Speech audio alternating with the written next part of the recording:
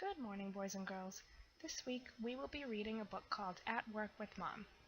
It is a realistic fiction book. Before we begin our story, let's review the words of the week. I will read the words, then ask you to repeat. The words are community, occupation, astonishing, equipment, fortunately. After we read, I will ask you questions about the book using some of these words. Before we read, I want to talk about this book. Look at the cover. What do you think this story will be about? Now look at the small red box in the corner of the book. Those words are the genre of the story. Who can read the genre? Now, who can tell me what they know about realistic fiction? Let's open to page 1. Here we see the essential question of the week and the table of contents. What is this week's essential question? As we read, we need to think about how the jobs in this story help out the community. Let's read the table of contents. What chapter do you think will be the best?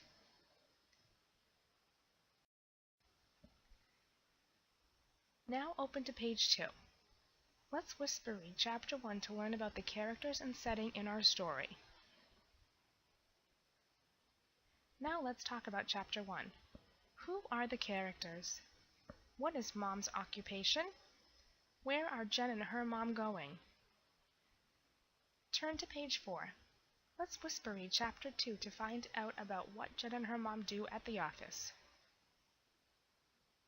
What do Jen and her mom do? Did we meet any new characters? What does the author want us to know about them? Chapter 3 is a bit longer than chapters 1 and 2. Whisper read chapter 3 to find out who else Jen and her mom meet at the office. Where do Jen and her mom go now? Do we meet any new characters? What equipment do they use? How can the equipment help the community? The last chapter is chapter 4. Let's read chapter 4. Where do Jen and her mom go now? What is the problem? Fortunately, who was there to solve the problem?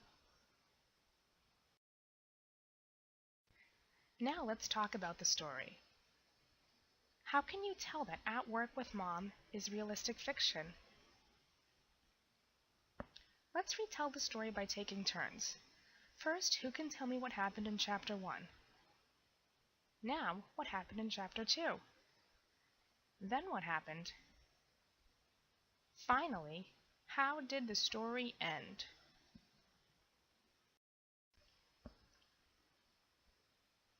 Today, we are going to start our own realistic fiction story. First, let's review what happened in the story. Who were the characters? Where was the setting? What were the important events? Now, let's review what realistic fiction means. That's right.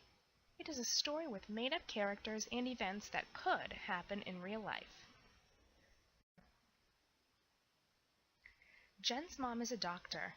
How does she help her community? What other occupations help out in the community? Let's brainstorm, and I will write them on this slide. It is time to organize your ideas on a 2-column note sheet. The first box is for your character. You will write the character in this box as well as his or her occupation. My character's name is Victoria. She is a vet. She works at a vet's office. Let's talk about what she might do at work. I will write your responses on the board. Now it's your turn to write your ideas in your 2-column notes. Remember, just write ideas, not sentences. Today, you will take the 2-column notes and write a rough draft for your realistic fiction story. Here is a model of how to write your topic sentence or the first sentence of your story. Blank is a blank who works in a blank. The first blank should be your character. The second blank should be your character's occupation. The third blank is the setting where your character works. Can anyone try using this model for your topic sentence? After your topic sentence is written, you need to write one sentence for each temporal word box on your 2-column note sheet. One sentence for first, one sentence for next, one sentence for then, and one sentence for finally. Today, we will finish our rough drafts and then edit and revise our work with a partner. When you and your partner meet, you will each have an editing/revising checklist.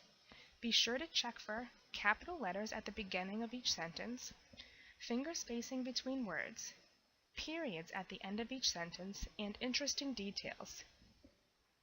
If your partner has all of their capital letters, put a check mark in the box next to it. If they do not have all of their capitals, do not put a check mark. When you and your partner have all the check marks in all the boxes, you are done editing and revising.